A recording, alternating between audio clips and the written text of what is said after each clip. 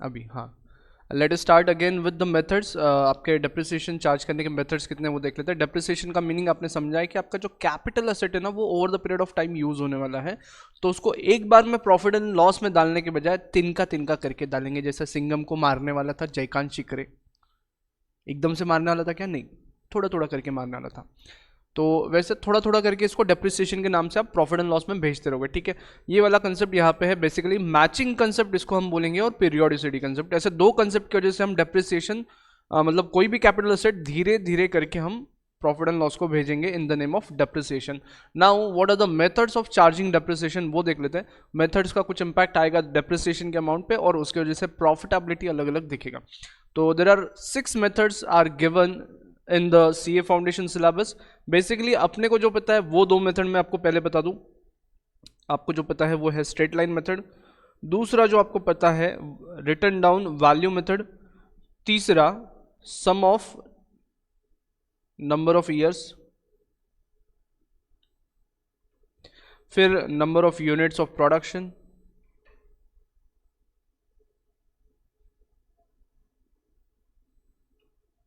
Same number of hours, and last one is depletion.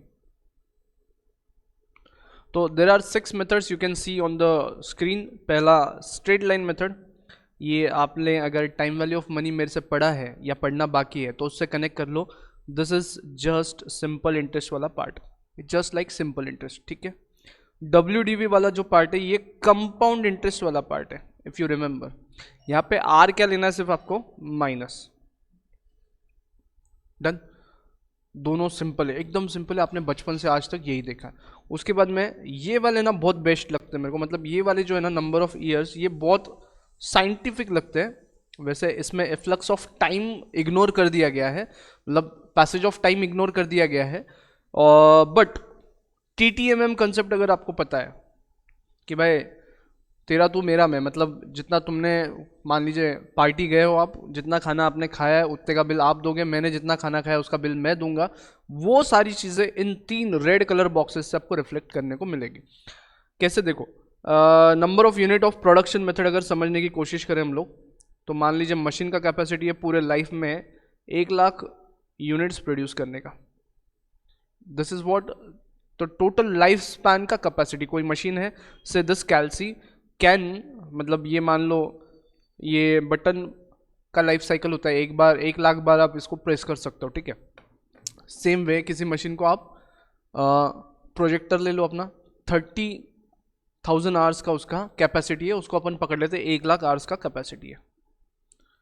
तो मान लीजिए ये अगर इस साल में 20,000 आवर्स चला है, हाँ, you need to count.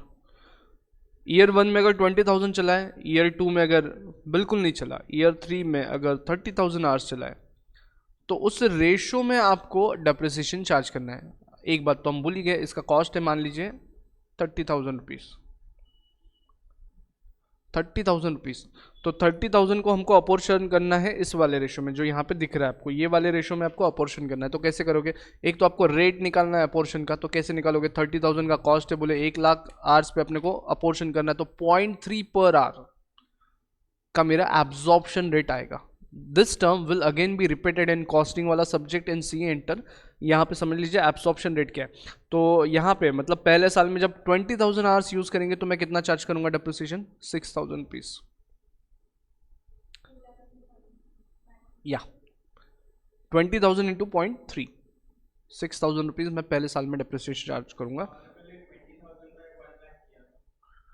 30,000 by 1 lakh, तो दैट इज 0.3। फिर मैंने इस साल में कितना यूज किया? 20,000 आवर्स, तो 20,000 इंटू 0.3, 20,000 है ना, है नंबर ऑफ आवर्स ही 1 लाख है, 2 लाख कहाँ से यूज करेंगे, ठीक है। फिर 30,000 यूज किया, 30,000 इंटू 0.3, तो वो हो जाएगा 9,000 एंड सो ऑन। जिधर जितना यूज किया उतना अपोर्शन करने का। Same goes with number of hours, same goes with number of units, and sum of years तो बहुत इजी है। ये वेटेज देना है आपको, वेट्स असाइन करने हैं। से कोई प्लांट एंड मशीन 4 साल चल सकता है, तो ऐसा वेट असाइन करने का 4, 3, 2, 1, इनका समेशन कितना आया, 3, 6, 10, 10 का समेशन आया। तो जो भी वैल्यू है आपका डिवाइड बाय, जैसे यही ले लो अपना 30,000 का वैल्यू था, 30,000 डिवाइड बाय 10 कर लेने का, कितना आया 3,000, 3,000। तो पहले साल में मल्टीप्लाइड बाय ये कर लो, कितना हुआ 12,000, सो ऑन 9,000।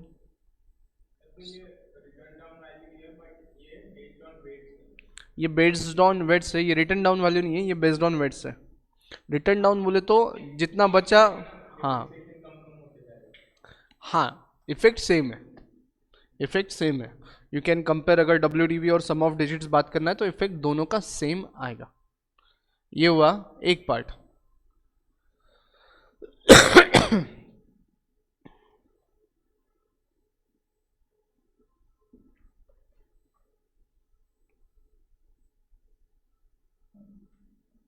क्लियर। ये 5 से 6 मेथड है आपके। डिप्लेशन वाला मेथड जो है ना वो कोल माइंस में यूज होता है। गुंडे मूवी अगर तुमने देखी, उसमें कोल माइंस बताया, केजीएफ अगर देखा है गोल्ड माइंस बताया है, वहां पे लाइसेंसेस आपको मिलते हैं एक्सट्रैक्शन के। उस लाइसेंसेस को अमोर्टाइज करने का काम आप करोगे। एक्चुअली वो माइन आपका नहीं होता, आपको क्या मिला, लाइसेंस मिला सिर्फ। तो वो लाइसेंस फीस को आप असेट ट्रीट करते हो और उसको अमोर्टाइज करते हो। क्लियर। इंटेंजिबल एसेट है, यस। ठीक है, ये रहा आपका डेप्रिसिएशन के मेथड्स। अब हम बात करते हैं अकाउंटिंग की। बहुत सीधी सीधी अकाउंटिंग है, ध्यान देना। इसमें 2 तरीके से आपको करना है अकाउंट्स, और लेजर बनाने का तरीका मैं आपको पहले बता देता हूँ। मतलब मॉडर्न रूल्स मैं यहाँ पे सीधा सीधा बता रहा हूँ। डेप्रिसिएशन और मॉडर्न रूल्स। मॉडर्न रूल से हम बनाएंगे एक प्लांट एंड मशीन का set account. Plant and machine जब भी परचेस करेंगे या फिर रीवैल्यूएशन करेंगे तो डेबिट साइड हिट करेगा असेट का, that is plant and machine account debited. और अगर डेप्रिसिएशन चार्ज किया तो क्रेडिट साइड हिट करेगा, दैट्स इट, खत्म। और डेप्रिसिएशन एक एक्सपेंसेस है, तो भाई डेप्रिसिएशन के कौन से साइड में हिट करना है आपको, डेबिट में, दैट्स इट। और इसको ट्रांसफर मारना है बाय पीएल। ये आपका बेसिक रूल, बस यही करना है, नथिंग एल्स, बस इतना ही करने का। ये बेसिक्स है आपके। अकाउंटिंग जैसे जैसे करते जाओगे, जो जो वर्किंग नोट आएगा वो मैं सिखाते जाऊंगा, बट चैप्टर में ओवरऑल बेसिक्स इतने ही है, इसके अलावा कुछ नहीं है। क्लियर है क्या। दूसरा मेथड अपन ने देखा था, याद है क्या, एक प्लांट एंड मशीन, एक एक्यूमुलेटेड डेप्रिसिएशन, एंड एक है असेट डिस्पोजल। ये बनाओगे तो कैसा रहेगा, ये थोड़ा सरल जाता है। मतलब यहाँ से उठा के मेरे को यहाँ पे लाना है, और जो एक्यूमुलेटेड डेप्रिसिएशन इधर एक्यूमुलेट हुआ है वो यहाँ पे लाना है। तो ये हो गया face of net balance is profit और लॉस, दैट्स इट। तो इसलिए मैं इस तरीके से करूँगा, चलता है ना, कोई वादा नहीं। एसेट डिस्पोजल सेकेंड इस पे बनाओगे तो कैसा दिखेगा, देखो ऐसा, ये डेप्रिसिएशन एक्यूमुलेटेड, ये डिस्पोजल, और ये एसेट अकाउंट। ये यहाँ पे आएगा, ये यहाँ पे जाएगा, खत्म। और क्या होएगा, कैसे भी बनाओ।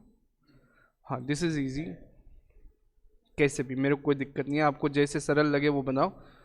ठीक है, हो गया। अरे अल्टीमेटली भाई प्लांट एंड मशीन अगर कम हो रहा है तो उसके क्रेडिट में गया है तो डिस्पोजल के डेबिट में आएगा। और क्या होने वाला, अलग कुछ होने वाला है क्या, नहीं। Same goes with depreciation, accumulated depreciation, उस वाले पार्ट का एक्यूमुलेटेड डेप्रिसिएशन वहां से मूव करवाना है, तो accumulated depreciation account will be debited, again disposal account will be credited. इसका मतलब तुम जो ओरिजिनल कॉस्ट है उसको कम करवा लोगे वापस से डिस्पोजल अकाउंट में, फिर जितने में सेल किया है वो क्रेडिट करोगे यहाँ पे डिस्पोजल अकाउंट में, यहाँ पे क्रेडिट करोगे। अगर डेबिट साइड कम आया, क्रेडिट साइड ज़्यादा आया बोले तो फायदा हुआ, अगेन प्रॉफिट एंड लॉस में जाएगा बचा हुआ balance, and vice versa loss जाएगा। बात को समझो, हम लोगों ने 11वीं 12वीं में मेहनत किया है, इसलिए मैं इतना फटाफट पढ़ा के ख़त्म कर दिया। लाइक जितना चैप्टर में दम है उतना ही दम है। सॉल्विंग के टाइम कुछ वेरिएशन है उस पर हम अलग से बात करेंगे, लेकिन ओवरऑल आपको चैप्टर में करना क्या है, एक तो डेप्रिसिएशन का कैलकुलेशन है और लेजर्स बनाना है, खत्म हो गया, इसके बाहर कुछ नहीं है। बस बस बस मेथड देखने का, वर्किंग नोट बनाने का, अकाउंटिंग तो सब में सेम ही है ना। डेप्रिसिएशन का एंट्री कुछ अलग है क्या? नहीं। तो एक चीज याद रखो, आपको वर्किंग बनाना है काय काय का, एक तो वर्किंग नोट बनाने का है ऑफ डेप्रिसिएशन, एंड दूसरा अकाउंटिंग। तो आपके लिए एक्चुअली मेजर काम क्या है? मेजर वर्क यही है, इसके अलावा कुछ नहीं है ना। अकाउंटिंग तो सब जगह सेम है, सिर्फ अमाउंट्स उठा उठा के लेने हैं वर्किंग नोट से। तो वर्किंग नोट डिपेंड करता है काय पे, आपने कितने असेट्स परचेस किए, 1 2 3, एक साल में 3 असेट परचेस किए, फिर उसमें से कौन सा बेचा, या एक ही असेट परचेस किया उसमें से कितना बेचा, ये डिपेंड करेगा आगे। ठीक है, तो ये हो जाएगा, ये अपन क्वेश्चन के साथ करेंगे। That's it. मैंने आपको उसमें का जो है ना 6 से 8 मार्क ईजी रहता बहुत। हाँ, 6 से लेके 8 मार्क ईजी रहता है, नथिंग लाइक, मतलब बहुत डिफिकल्ट नहीं है। 4 मार्क को आया तो भी परवड़ता, करना ही नहीं है कुछ। ठीक है, ऑलराइट। बस अरे सही बात करूँ तो अकाउंट्स में सिर्फ कंसेप्ट पता होना ज़रूरी है। बाकी कोई भी क्वेश्चन में आपको 2 ही काम है, एक तो जर्नल एंट्री करो, नहीं तो लेजर पोस्टिंग करो। फाइनल अकाउंट्स रहा तो बैलेंस शीट बनाओ। बाकी जगह और क्या काम है? कोई भी चैप्टर ले लीजिए, working note is the new part. बाकी जर्नल एंट्री से ही काम होगा और लेजर पोस्टिंग से काम होगा, इसके अलावा कुछ नहीं रहता। ठीक है, वो समझ गया, ख़त्म।